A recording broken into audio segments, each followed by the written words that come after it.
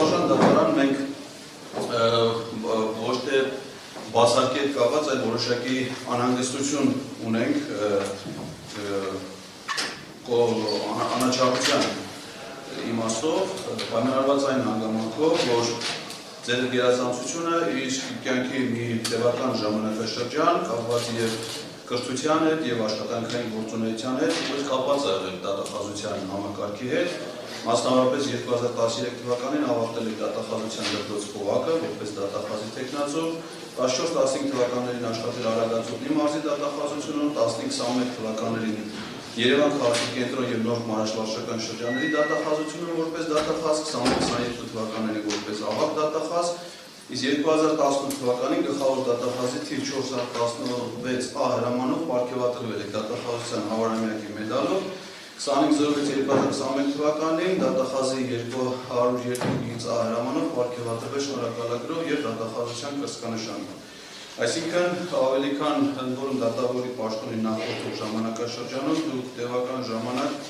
աշխատել եք դատախազության համակարգում եւ կցանկանայինք ուղղակի ձեզնից լրացուցիչ բարձրաբանումներ եւ հավաստիացումներ ստանալ, որ դատախազության համակարգի երկարամյա աշխատանքը, այնտեղ գոյություն ունեցող կապերը, սոցիալական փոխհարաբերությունները, որոնց մասին մենք ոչինչ տեղյակ չենք, հետեւաբար դա չենք կարող ընդունել բացակի համար, խնդրեինք ստանալ լրացուցիչ հավելյալ բարձրաբանումներ այս կապակցությամբ, որ դատախազության դիրքորոշումը չի ավելի շատ գերիշխի, այլ ավելի շատ ընդհանուր անաչառությունը այն ամենի պահպանում։ Պարոն Բաղդասարյան, դատարանը արձանագրում է, որ նախկինում աշխատել է նախ եւ առաջ որպես փաստաբան, մոտ 5 տարի եղել է փաստաբան, որից հետո աշխատել է դատախազ եւ որևիցե երբ դատավորի նախկին գործունեությունը չի կարող խաթարել դատարանի անաչառ լինելու սկզբունքը, ուստի դատարանը անաչառ եւ ակողմնակալ է զույգ գործով։ Եթե միջնորդություն ունեք, խնդրում եմ ներկայացրեք։ Եթե անաչառություն այդ իմաստով հաստատվում է, մենք այլ հիմնավոր փաստեր չունենք, ձեզ բացակայել։ Միաժամանակ դատարանը ցանկանում է ձեզ բարձրաբանել նաեւ, որ պարոն Ալեքսանդրն հետ միաժամանակ աշխատել է կենտրոն եւ Նոր մարաշվարչական շրջանների դատախազությունում, որպես դատախազության դատախազ 2015 թվականից մինչև 2022 թվականը եղել է մոտ մի քանի ամիս, սակայն հստակ չեմ կարող մտաբել, սակայն այդ հանգամանքը եւս որևիցե կերպ դատարանի խաչքարություն չի առաջացնում։ Մենք մեր անհանգստությունն ենք այն իմաստով, Բաղդասարյան դատարան, որ մենք խոր անհամաձայնություն ունենք դատախազի մինչ այժմ ցույցաբերած վարքագծի, նրա գործողությունների հետ կապված, այսինքն եթե ես ընդունած լինեի մեղադրանքը եւ իրավաչափ համարեի դատախազի մինչ այժմ կայացրած որոշումների եւ գործունեությունը, միգուցե այդ խնդիրը առհասարակ չառաջանար, բայց քանի որ կա խորը անհամաձայնություն, սկզբունքային անհամաձայնություն, ըստ այդ իմաստով ձեր հավաստիացումները արդեն լսեցինք, կարծում ենք, որ դատական նիստի ընթացքը արդեն մեզ առիթ կտա համոզվելու դրանում։ Շնորհակալություն։ Շարքատ կաշման ընտրեմ ձեր դիրքորոշումը։ Դատարանը ձեր ներկայացրած բացաբանումներից հետո, այն փաստը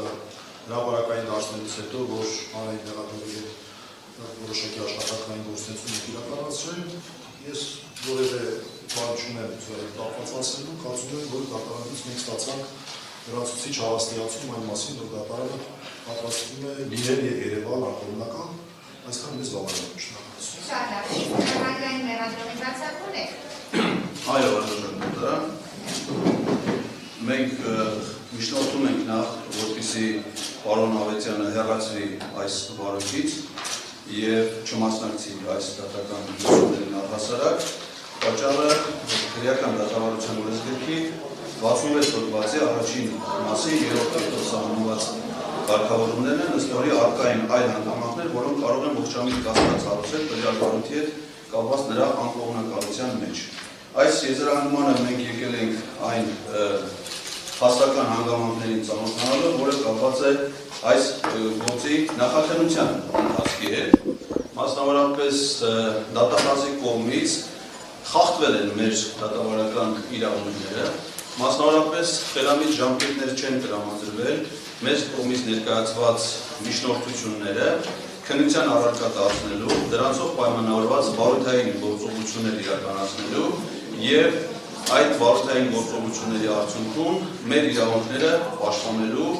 իմաստով, այսինքն նախ վարորդի ժամանակացույցն է շատ տարօրինակ, որը նույնպես խելամիտ դատողություններ ունեցող մարդու մոտ կարող է հարցեր առաջացնել, մասնավորապես վարորդը նախաձեռնվել է նոյեմբերի 1-ին, վարորդային գործողություններ են իրականացվել, որի արդյունքները հսկող դատախազի պարոն Ավետյանին ներկայացվել են նոյեմբերի 17-ին 2024 թվականին։ Պահպանեք լրություն դահլիճում։ 2024 թվականի նոյեմբերի 17-ին ներկայացվել են հսկող դատախազին, բայց նրա կողմից որևէ որոշում չի կայացվել այս ամբողջ ժամանակահատվածում ու շատ անհասկանալի հանգամանքներով առանց որևէ լրացուցիչ վարորդային գործողությունների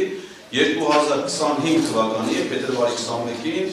անհիմն մեր կարծիքով որոշում է կայացվել մեր գործողությունների հետ որևէ կապ չունեցող հանգամանքներով, քրեական օրենսգրքի նկարագրության եւ մեր գործողությունների հետ որևէ աղերս չունեցող հոդվածով մեղադրանք առաջադրելու վերաբերյալ,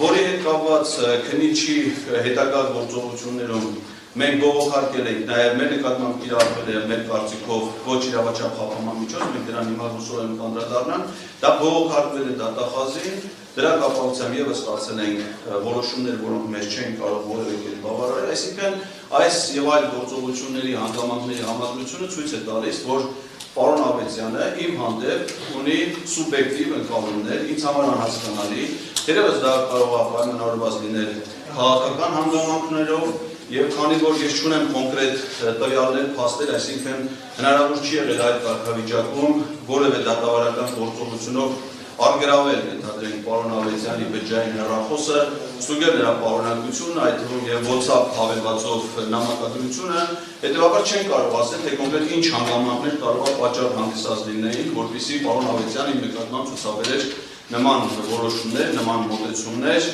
Պարոն Ավետյանի կողմից նաև ուրեմն մերժվել է մեր պաշտպանական թիմից պաշտպան Արսեն Բաբայանի միջնորդությունը վարույթում այլ անձանց ներգրավելու, մասնավորապես վարչապետ Նիկոլ Փաշինյանին, ազգային ժողովի պատգամավորներ Ալեն Սիմոնյանին, Անդրանիկ Քոչյանին, Արուսակ Ջուլակյանին, որպես մեղադրել այս գործում ներգրավելու համար, ինչը ցույց է տալիս, որ պարոն Ավետյանը մեր կարծիքով հակված եղել ոչ թե գործի անկողմնակալ բազմակողմանի քննություն կազմակերպելու իրավասությունների շրջանակներում, այլ հասցեական անձնապես իմ դեմ կոնկրետ գործողություններ անելու եւ դրանով պայմանավորված ոչ մեր կարծիքով ոչ իրավաչափ որոշումներ կայացնելու համար։ Կարծում եմ, որ սա մինչև այժմ ցուցաբերած վարքագիծը ռիսկեր է առաջացնում նաեւ դրա հետագա գործունեության հետ կապված, ընդ որում մենք պարոն Ավետյանի գործողությունների մեջ նաև նկատել ենք այնպիսի տարրեր, որոնց կարգավորումները տրված են քրեական օրենսգրքի 480 հոդվածի կարգավորումներով, ակնհայտ անմեղ անձին քրեական հետապնդումներ ենթարկելու եւ քրեական օրենսգրքի այլ հոդվածների կարգավորումներով մենք դրա հետ կապված ունենք շատ ծանր հիմնավոր դատողություններ, բայց դրա հետ կապված իրավական գործընթացներ նախաձեռնելու եւ դրանց իրավական գնահատական տալու համար նախ եւ առաջ անհրաժեշտ է որպեսզի պարոն Ավետյանը հեռացվի այս վարույթից եւ չունենա այս վարույթում որևէ դատավարական կարգավիճակ։ Շնորհակալություն։ Ավարտեցի։ Պարոն Ղազարյան, այդ ներկայացված միջնորդության հետ կապված դատարանի ցանկանում է որոշակի պարտական ստանալ։ Կա որևէ որոշում, որ հանրային մեղադրողը վարչության մեղադրական եզրակացությունը հաստատելու եւ դատարան ուղարկելուց բացի կայացրել է ձեր գործով։ Մենք բողոքարկել ենք ուրեմն հանրային մեղադրողին քննիչի կողմից կայացված որոշումները, մասնավորապես չբացակայելու արգելք սահմանելու վերաբերյալ որոշումն է բողոքարկվել հանրային մեղադրողին, ինչպես նաև բջջային հեռախոս արգրավելու մասին որոշումն է քննիչի բողոքարկվել հանրային մեղադրողին, որոնց կապակցությամբ ստացել ենք բացասական եւ մեր կարծիքով ոչ հիմնավոր պատասխաններ։ Շատ։ Հարգելի պաշտպաններ, դատարանը կայացնել է 1000 նշանները, ես պատահել եմ որոշումները այո միանալու։